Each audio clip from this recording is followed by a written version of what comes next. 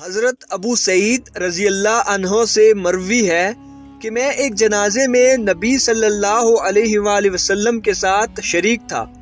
وہاں نبی صلی اللہ علیہ وآلہ وسلم نے فرمایا، لوگوں اس امت کی آزمائش قبروں میں بھی ہوگی، چنانچہ جب انسان کو دفن کر کے اس کے ساتھی چلے جاتے ہیں تو ایک فرشتہ جس کے ہاتھ میں گزر ہوتا ہے آ کر اسے بٹھا دیتا ہے اور اس سے نبی صلی اللہ علیہ وآلہ وسلم کے متعلق پوچھتا ہے کہ تم اس آدمی کے متعلق کیا کہتے ہو؟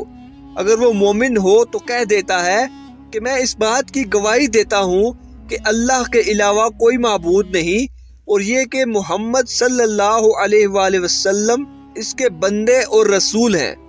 یہ سن کر فرشتہ کہتا ہے کہ تم نے سچ کہا۔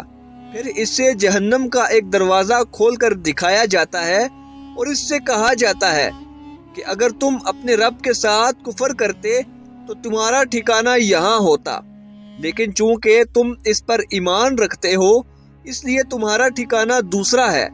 یہ کہہ کر اس کے لیے جنت کا ایک دروازہ کھول دیا جاتا ہے۔ پھر وہ اٹھ کر جنت میں داخل ہونا چاہتا ہے تو فرشتہ اسے سکون سے رہنے کی تلقین کرتا ہے اور اس کی قبر کشادہ کر دی جاتی ہے۔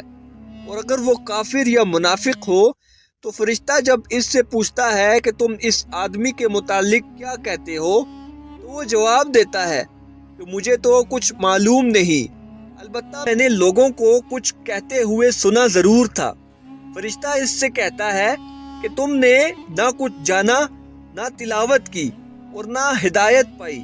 پھر اسے جنت کا ایک دروازہ کھول کر دکھایا جاتا ہے اور فرشتہ اس سے کہتا ہے کہ اگر تم اپنے رب پر ایمان لائے ہوتے تو تمہارا ٹھکانہ یہاں ہوتا، لیکن چونکہ تم نے اس کے ساتھ کفر کیا اس لیے اللہ نے تمہارا ٹھکانہ یہاں سے بدل دیا ہے اور اس کے لیے جہنم کا ایک دروازہ کھول دیا جاتا ہے۔ پھر وہ فرشتہ اپنے گزر سے اس پر اتنی زور سے ضرب لگاتا ہے جس کی آواز جن و انس کے علاوہ اللہ کی ساری مخلوق سنتی ہے۔ کسی نے پوچھا، یا رسول اللہ، وہ فرشتہ تو جس کے سامنے بھی ہاتھ بھی گزر لے کر کھڑا ہوگا اس پر گھبراہٹ طاری ہوگی۔ نبی صلی اللہ علیہ وآلہ وسلم نے فرمایا، ایمان والوں کو کلمہ توحید پر ثابت قدم رکھتا ہے۔